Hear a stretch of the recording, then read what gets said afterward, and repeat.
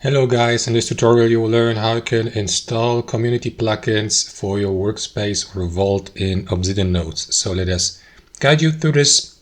Head over to the Obsidian Notes app on your desktop computer or laptop. Next, click into or select the Vault first in the bottom left, and then click into that gear icon and navigate to community plugins on the left hand side.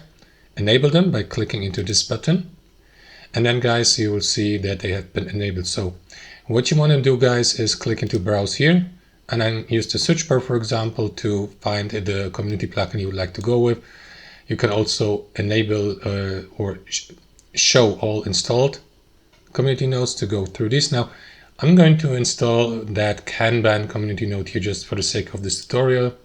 So what you want to do is click into install here, and then as you can see it has been installed, and you can enable it here. And as you can see to the left, the icon has been added.